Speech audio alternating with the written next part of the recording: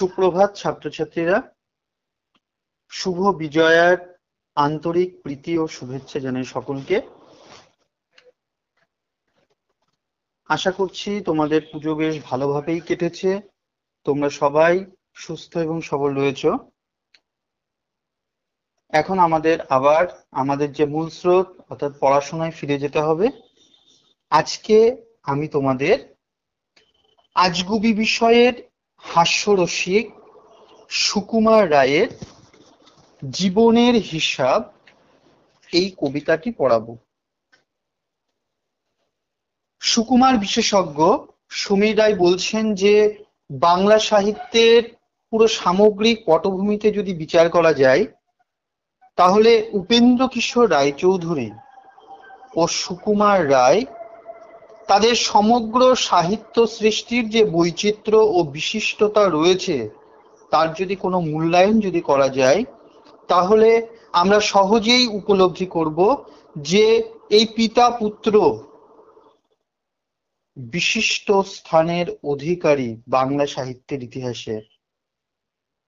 আর এই বিশিষ্টতা এসেছে সুকুমার রায়ের আজগুবি বিষয়ের ছড়া রচনায়, তার হাস্যরস সৃষ্টির কৃতিত্বে। কিন্তু আমরা যে কবিতাটি এখন পড়ব, সেখানে কিন্তু একবারও মনে হবে না যে তিনি আজগুবি বিষয়ের রচনায় পারদর্শিতা দেখিয়েছেন। এখানে আমাদের যে পাঠ্য কবিতাটি রয়েছে, সেটা কিন্তু কোনো আজগুবি বিষয় নয়, পুরোটাই কিন্তু আমাদের জীবনের যে হিসাব নিকাশ, অর্থাৎ আমরা কি পেয়েছি, কি হারিয়েছি, কি পাবো, এই যে অঙ্কের যে হিসাব নিকাশের সঙ্গে আমাদের বাস্তব যে জীবন, সেটার হিসাব। প্রথমেই বললাম যে উপেন্দ্র কিশোর রায়চৌধুরী ও সুকুমার রায় দুজনা পিতা পুত্র। অর্থাৎ উপেন্দ্র কিশোর রায়চৌধুরী আমরা সবাই জানি যে একজন বিশিষ্ট শিশু সাহিত্যিক ছিলেন, এবং সুকুমার রায়ের যখন জন্ম হলো, সেই জন্ম লগ্ন থেকেই যে বাড়ির যে পরিবেশ, সেই পরিবেশে তিনি দেখেছেন পিতাকে, যে তিনি যেভাবে ছোট ছোট ছেলে মেয়েদের জন্য যেভাবে কবিতা, ছোট ছোট গল্প যেভাবে রচনা করেছিলেন, ঠিক সেইখান থেকেই, সেই হাত ধরেই সুকুমার রায়ও বিখ্যাত শিশু সাহিত্যিক হিসাবে নিজের পরিচয় বা নিজের কৃতিত্ব রেখেছেন। উপেন্দ্র কিশোর রায়চৌধুরীর বাড়ি বর্তমান বাংলাদেশের ময়মনসিংহ জেলার মুসুয়াই হলেও খেয়াল রসের স্রষ্টা সুকুমার রায় কিন্তু 1887 খ্রিস্টাব্দে কলকাতায় জন্মগ্রহণ করেন। খুব অল্প বয়স থেকেই মুখে মুখে মজার ছড়া বানানো আর ছবি আঁকার সঙ্গে সঙ্গেই যে ফটোগ্রাফি চর্চা, এটা তিনি শুরু করেন। সিটি স্কুল থেকে প্রবেশিকা পাশ করেন। প্রেসিডেন্সি কলেজে রসায়নে অনার্স সহ ভর্তি হবার পর থেকেই তিনি কি করলেন, যে ছোট ছোট ছেলে মেয়েদের জন্য নাটক অভিনয়, হাসির নাটক লেখায় তিনি অনুপ্রাণিত হলেন। বিএসসি পাশ করে 1911 খ্রিস্টাব্দে ফটোগ্রাফি ও প্রিন্টিং টেকনোলজিতে তিনি উচ্চশিক্ষার জন্য বিলাতে তিনি যান। যাবার আগে শান্তিনিকেতনে একবার যান। শান্তিনিকেতনে গিয়ে রবীন্দ্রনাথ ও অবনীন্দ্রনাথ ঠাকুরের সহ অভিনেতা হিসাবে তিনি গোড়াই গলদ, রবীন্দ্রনাথ ঠাকুরের এই নাটকটি যেটা লেখা, সেখানে তিনি অভিনয় করলেন। এবং এই সময় যে স্বদেশী আন্দোলন, আমরা জানি যে 1887 সালে জন্ম, আর আমাদের ভারত স্বাধীন হয়েছে 1947 সালে, মানে তখন আমাদের দেশ পরাধীনতার জ্বালায় জর্জরিত ছিল। এবং সেই সময় তিনি স্বদেশী আন্দোলনের যে একটা প্রভাব তার উপরে পড়ে। সেই জন্য কি করলেন তিনি, সেই আন্দোলনের জন্য স্বদেশী দ্রব্য সম্বন্ধে তিনি হাসির গান লিখতে শুরু করলেন।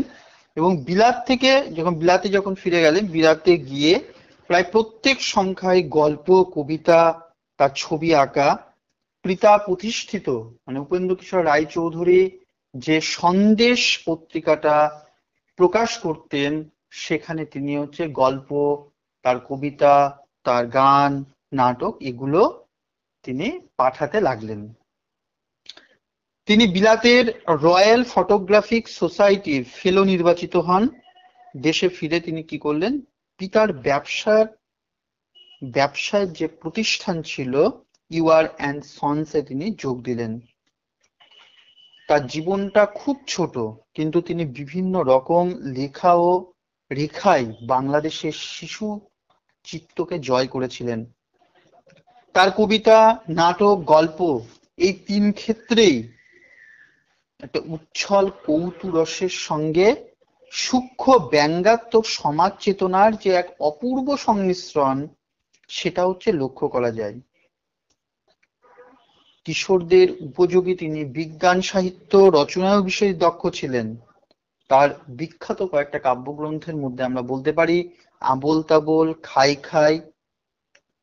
প্রবন্ধের মধ্যে বলতে পারি অতীতের ছবি, বর্ণমালা তত্ত্ব। নাটকের মধ্যে বলতে পারি অবাক জলপান, তারপরে ঝালাপালা, লক্ষণের শক্তিশেল, হিংসুটি, এগুলোকে বলতে পারি। গল্প সংগ্রহের মধ্যে বলতে পারি হযবরল, পাগলা দাশু, বহুরূপী। এছাড়াও তিনি ছিলেন একজন সুগায়ক এবং সু অভিনেতা। এটাও কিন্তু তার যে শিল্পী সত্তা, তার মধ্যে এই জিনিসগুলো আমরা দেখতে পাই। এই বহুরূপী জীবনাদর্শের অধিকারী এই কবি সাহিত্যিক 1923 খ্রিস্টাব্দের 10ই সেপ্টেম্বর তিনি মৃত্যুবরণ করেন। আমাদের যে আলোচ্য জীবনের হিসাব কবিতাটা সুকুমার রায়ের খাই খাই কাব্যগ্রন্থ থেকে সংকলিত হয়েছে। এই কবিতাটার মধ্যে যেটা দেখানো হয়েছে সেটা হচ্ছে, একদিন একজন বিদ্যে বোঝাই বাবু শখের নৌকায় চড়ে মাঝিকে জিজ্ঞেস করেন যে সূর্য কেন ওঠে, চাঁদ কেন বাড়ে কমে, জোয়ার কেন আসে। সে পারে কিনা বলতে।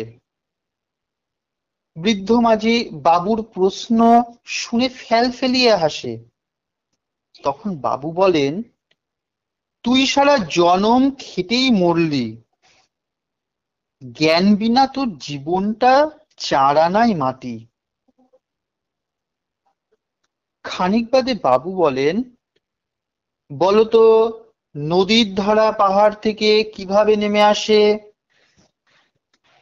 সাগর ভরা লবণ পোড়া জল কেন। উত্তরে মাঝি জানায় যে সে ওসব জানে না। তখন বাবু বলেন যে এ বয়সেও জানিস না, জীবনটা তোর আট আনাই ফাঁকি। বাবু আবার ভেবে বলেন, বলতো রে বুড়ো, আকাশের ওই চূড়ো নীল দেখায় কেন, চন্দ্র সূর্যে গ্রহণ লাগে কেন। বুড়ো মাঝি বলে, আমায় কেন এরূপ লজ্জা দিচ্ছেন। উত্তরে বাবু বলেন যে তোর জীবনটা দেখি 12 আনাই বৃথা। খানিক বাদে আকাশে ঝড় উঠল। বিদ্যে বোঝাই বাবু এবার ভয়ে কাবু হয়ে পড়লেন। মাঝি জিজ্ঞেস করে জানতে পারে যে বাবু সাঁতার জানে না। তখন মাঝি বাবুকে বলে যে আপনার জীবনটা দেখছি 16 আনাই মিছে। তাহলে দেখো, এই যে কবিতার যে ভাববস্তুটা আমি তোমাদের সামনে বললাম, এখানে দেখলাম যে একজন বিদ্যে বোঝাই মানে যার বিদ্যাটা বোঝাই করা রয়েছে, অর্থাৎ পণ্ডিত ব্যক্তি। আসলে তিনি পুঁথিগত বিদ্যাই শিখেছেন, বাঁচার জন্যে আরো অনেক কিছু শিখতে হয় তা তিনি শেখেননি। অর্থাৎ এই ব্যক্তিটি বিদ্যাতে পরিপূর্ণ, তিনি পণ্ডিত মানুষ, কিন্তু জীবনের হিসাবের ক্ষেত্রে, অর্থাৎ আমাদের বাঁচতে গেলে যা প্রয়োজনীয় যে সমস্ত জিনিস যেগুলো শেখা দরকার, নদীতে ভাসতে গেলে যেমন সাঁতার, ঠিক সেইভাবে প্রাত্যহিক জীবনে মানুষের বাঁচার জন্য যে রসদ, যে উপকরণ যেগুলো ছাড়া মানুষ বাঁচতে পারে না, এখানে শুধুমাত্র একটা বিষয়কে খালি তুলে ধরা হয়েছে, যেহেতু মাঝি এবং নৌকা, সেখানে শুধুমাত্র সাঁতারের প্রসঙ্গটাই হচ্ছে আনা হয়েছে।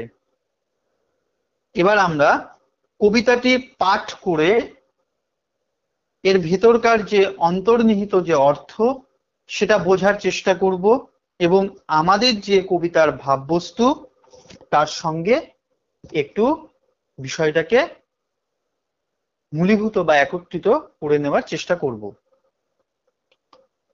জীবনের হিসাব, সুকুমার রায়। বিদ্যে বোঝাই বাবু মশাই, চড়ি শখের বোটে, মাঝিরে কন বলতে পারিস সূর্যি কেন ওঠে, চাঁদটা কেন বাড়ে কমে, জোয়ার কেন আসে। বৃদ্ধ মাঝি অবাক হয়ে ফেলফেলিয়ে হাসে। বাবু বলেন, সারা জনম মুরলিরে তুই খাটি, জ্ঞান বিনা তোর জীবনটা যে চারি আনাই মাটি।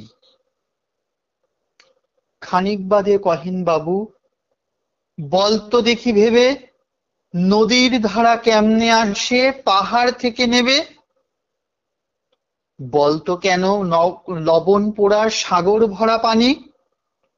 মাঝি যে কয়, আরে মশাই অত কি আর জানি। বাবু বলেন, এই বয়সে জানিস নে তাও কি, জীবনটা তোর নেহাত খেলো অষ্ট আনাই ফাঁকি। আবার ভেবে কহেন বাবু, বলতো ওরে বুড়ো, কেন এমন নীল দেখা যায় আকাশের ওই চূড়ো, বলতো দেখি সূর্য চাঁদে গ্রহণ লাগে কেন। বৃদ্ধ বলে, আমায় কেন লজ্জা দিচ্ছেন হেন।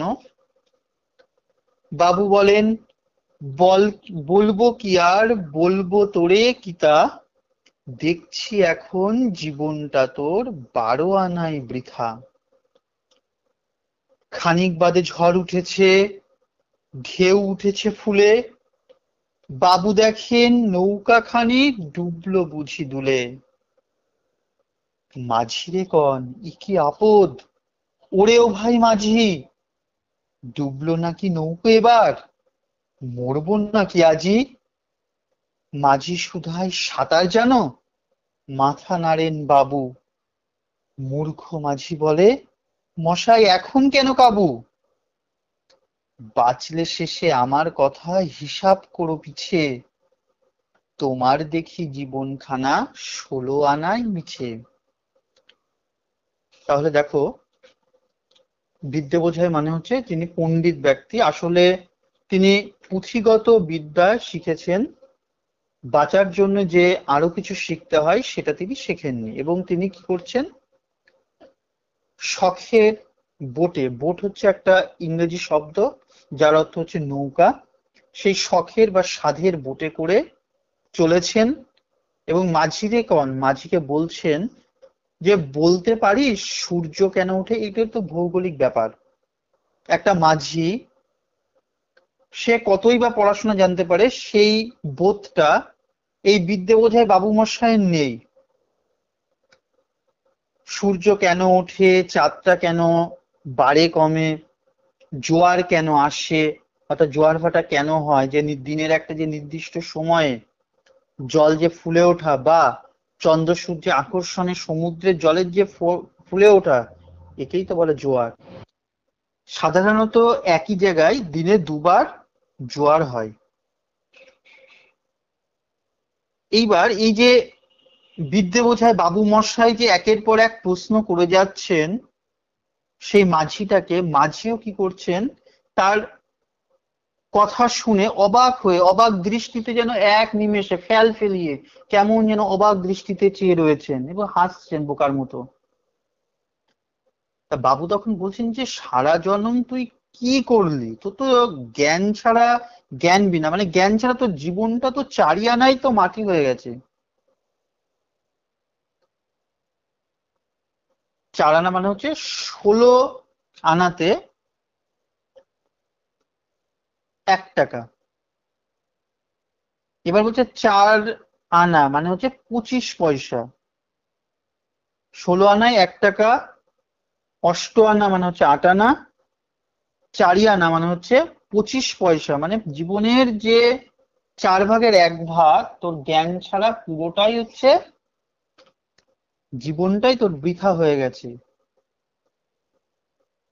এরপরে খানিক বাদে আবার বাবু প্রশ্ন করলেন, আচ্ছা তুই বলতো, কিছুটা ভেবে বলছে যে নদীর ধারা কেমন ভাবে আসে পাহাড় থেকে নেমে, এই যে সাগরের জল, সাগর ভরা যে পানি, সাগরের জল কেন লবণাক্ত? এবার মাঝি বলছে, আরে বাবু মশাই, আমি কি আর অত কি জানি? বাবু বলেন যে এত বয়স হয়ে গেছে, এই বয়সে তুই কি তাহলে জানিস? তোর তো জীবনটা তো 8 আনায় ফাঁকি, মানে 8 আনায় তো তোর জীবনটা বৃথা হয়ে গেছে, তুই কিছুই জানিস না। আবার কিছুক্ষণ পরে আবার ভাবনা চিন্তা করে বাবু বলছেন, আচ্ছা ও বুড়ো, তুই বলতো আবার যে কেন এমন আকাশের চূড়া নীল কেন, চাঁদ সূর্যে গ্রহণ লাগে কেন? এবার এত সব প্রশ্নে বৃদ্ধ বলছে, কেন মশাই, কেন আমাকে এত লজ্জা দিচ্ছেন, আমি এসবের কিছুই জানি না। তখন বাবু বলছে যে তোর তো তাহলে জীবনটা তো 12 আনায় তো মৃত হয়ে গেছে, তোর তো কোনো কিছুই দেখছি তুই কিছুই জানিস না। এরপরে তার এই কথোপকথন, দুজনের কথোপকথন, কনভারসেশনের পর হঠাৎ করে যে নদীবক্ষে তারা যাচ্ছিল সেইখানে ঝড় উঠেছে। যখনই ঝড় উঠেছে, নদীর অবস্থা যেমন হয়, ঢেউ উঠেছে ফুলে, তখন বাবু দেখছেন যে তার নৌকোটা তো এক্ষুনি হচ্ছে বুঝি ডুবলো। তখন মাঝি বলছেন, এ কি আপদ হলো?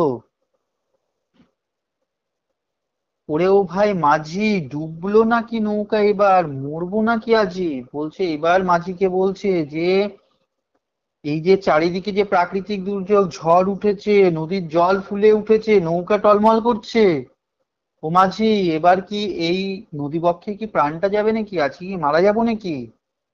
তখন এই কথা শুনে মাঝি বলছেন, মাঝি জিজ্ঞেস করছেন, সাঁতার জানো? মাথা নাড়ছেন বাবু, মানে জানেন না উনি।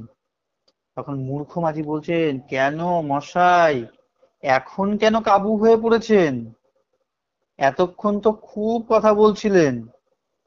কাবু মানে যে এবার হচ্ছে জব্দ হয়ে গেছেন। তখন বলছে যে বাঁচলে শেষে আমার কথা হিসেব করো পিছে, তোমার দেখি জীবনখানা 16 আনাই মিছে। মানে 16 আনা মানে হচ্ছে পুরোটাই, পুরোটাই হচ্ছে ব্যর্থ হয়ে গেছে।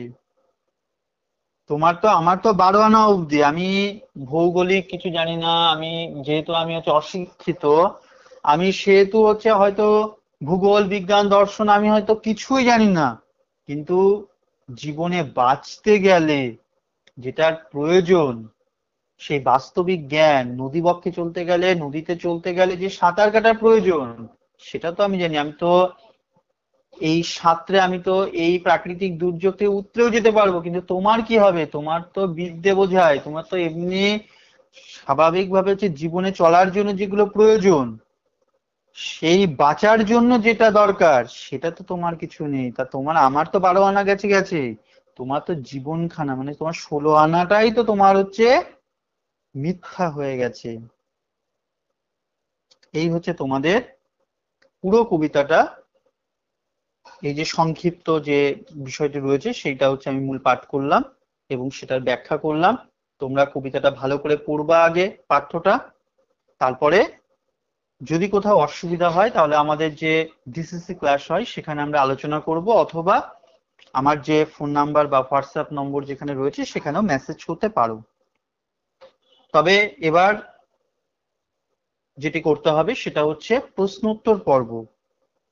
তোমরা কবিতাটা শুনেছো, এবার আমি যে প্রশ্নগুলো বলবো সেটা অবশ্যই তোমাদের যে লিটারেচার যে কপি রয়েছে সেখানে ডেট দিয়ে বাদিকে ওপরে ক্লাস ওয়ার্ক বলে লিখবা, হোমওয়ার্ক বলে লিখবা প্রশ্নগুলো। প্রথম প্রশ্ন, জীবনের হিসাব কবিতাটি কার লেখা?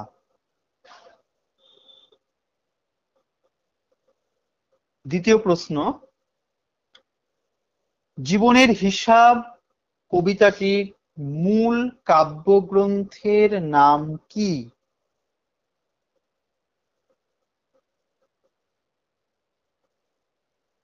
তিন নম্বর প্রশ্ন, সুকুমার রায় তিনি বাংলা সাহিত্যের ইতিহাসে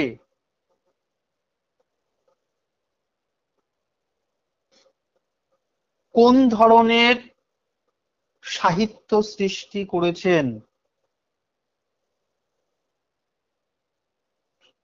চার নম্বর প্রশ্ন,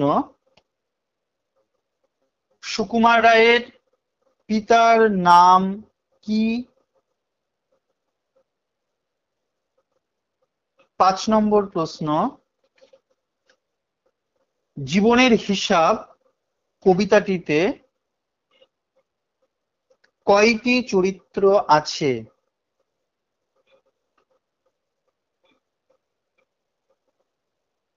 ছয় নম্বর প্রশ্ন, বিদ্যে বোঝায় বাবু মশাই কিসে করে চড়ছিলেন? সাত নম্বর প্রশ্ন, কার জীবনখানা 16 আনাই মিছে?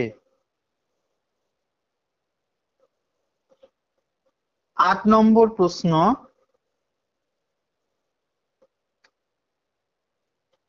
কার পুঁথিগত বিদ্যা ছিল না কিন্তু বাস্তব জ্ঞান ছিল?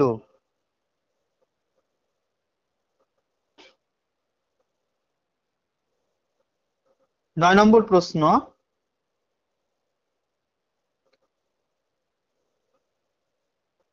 অবাক জলপান নাটকটি কার লেখা?